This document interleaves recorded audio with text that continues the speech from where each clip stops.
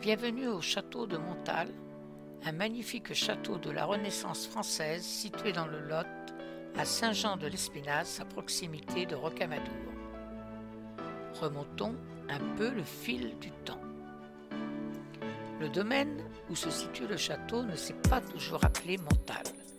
À l'origine, le site est composé de deux seigneuries, Saint-Jean et Saint-Pierre, réunies dans la seconde moitié du XIVe siècle. Construit entre 1519 et 1534, il se compose de deux ailes encadrant une cour d'honneur avec trois tours d'angle rondes surmontées de toits en poivrière et une tour carrée. Les façades extérieures sobres s'inscrivent dans la tradition médiévale, mais le château n'a plus de fonction défensive avec ses larges fenêtres et ses faux machicoulis décoratifs. Cette bâtisse est unique grâce à son programme ornemental sculpté exceptionnel avec une frise séparant le rez-de-chaussée du premier étage, présentant des figures mythologiques, allégoriques, des blasons et les initiales de Jeanne de Balzac et de ses fils. Le nom de Montal provient d'une terre du Cantal. Connaissez-vous la femme de caractère à qui l'on doit la construction de Montal ? Jeanne de Balzac se retrouve seule avec ses 5 enfants en 1510 à la mort de son époux Amaury. Cette veuve indépendante obtient le droit de les élever seule et compte bien enrichir leur héritage. À partir de 1519, elle fait bâtir le nouveau château de Montal sur une terre qui lui appartient, proche de Castelnau-Bretenoux, où sa mère Antoinette a grandi. À la fin du XVIe siècle, Montal passe à la famille de Pérouse-d'Escars. C'est au siècle suivant que Montal vit ses heures les plus sombres. Abandonné depuis la Révolution, il est transformé en ferme et en auberge. En 1879, c'est la désolation.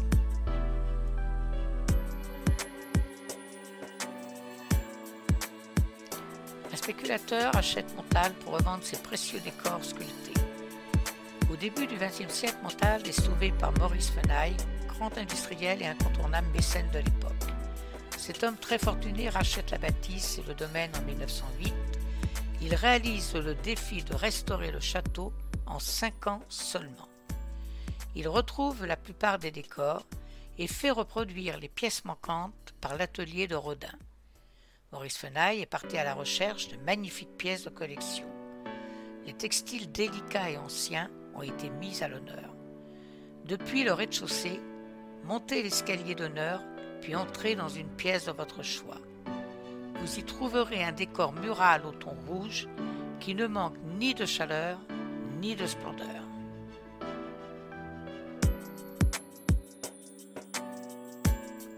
Nous ne connaissons presque rien de la décoration intérieure à l'époque de Jeanne. Fenaille a donc fait des choix arbitraires mais savants pour habiller les murs en grand connaisseur du textile ancien. Au premier étage, il choisit de faire tendre des brocatelles. Ces tentures damassées en lin et en soie ont été collectées en France ou en Italie. Attention, trésor patrimonial à protéger. En effet, ces tissus sont d'une grande fragilité et il est rare de retrouver une telle surface rassemblée en un même lieu. Il faut accrocher 7 pièces représentant l'histoire de Gombauld et Massé, œuvre à succès au temps de Jeanne de Balzac. L'ensemble a été tissé au XVIIe siècle, mais les tapisseries sont de différentes provenances. Celles aux superbes couleurs proviennent de Bruges, 2 autres de Tours, et enfin 4 autres épisodes ont été réalisés à Aubusson. Le cuir était présent dans les intérieurs luxueux de la Renaissance pour couvrir des coffres, des chaises et parfois des murs. Maurice Fenaille a choisi d'en orner les hottes des cheminées.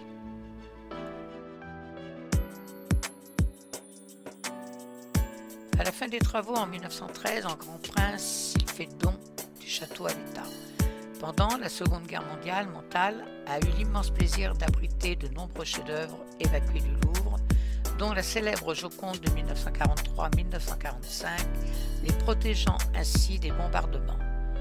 En mai 1943, quelques 1300 tableaux du département des peintures du musée du Louvre, soigneusement emballés, arrivent au château. Le le château réquisitionné se transforme en musée délocalisé. Les bureaux de la conservation sont installés au deuxième étage, toutes les caisses des œuvres soigneusement rangées au rez-de-chaussée pour être facilement évacuées si nécessaire.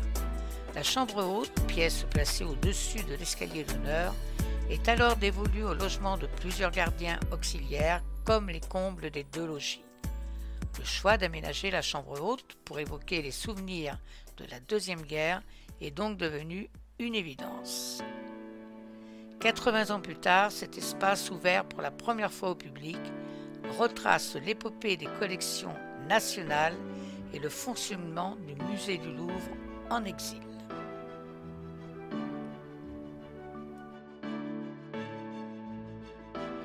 Aujourd'hui, le Centre national entretient la mémoire de cet exceptionnel témoin de l'histoire.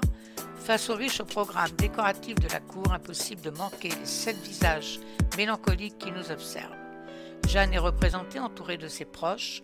Son propre portrait est encadré par celui de son défunt mari, Amaury de Montal, et par son cher fils, Robert de Balzac, mort lors d'une campagne militaire en Italie. On trouve ensuite son cadet Dordet de Montal, puis son père Robert de Balzac, sa mère Antoinette de Castelnau, et enfin Dordet de Béduer, un précieux cousin qui l'aide à régler sa succession avec son second fils.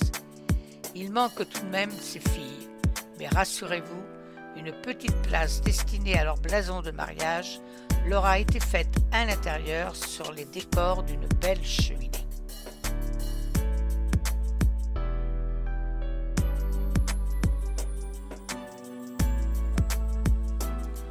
Une partie du film de Bertrand Tavernier, la fille d'Artagnan avec Sophie Marceau et Philippe Noiret et Samy Frey, Claude Riche, a été tournée au château. Toute l'année, des animations spéciales avec nos partenaires culturels et artistiques sont organisées. Prenez part à la visite au cirque, assistez à des visites théâtralisées, passionnantes et décalées. Participez à un jeu d'enquête grandeur nature plein de rebondissements. Visitez nos expositions. Des ateliers destinés aux enfants sont proposés pour découvrir le château tout en s'amusant.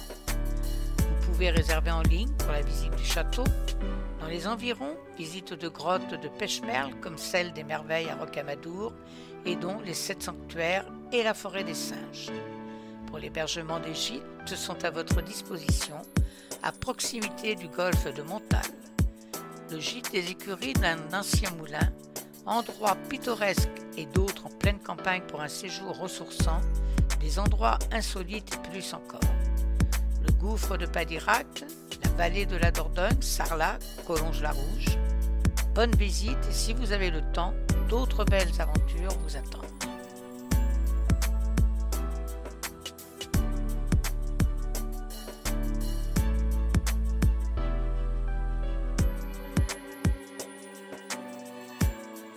Je vous remercie de votre écoute et si vous avez apprécié notre vidéo, n'hésitez pas à liker, partager et appuyer sur la petite cloche pour être sûr de nous suivre dans de nouvelles aventures.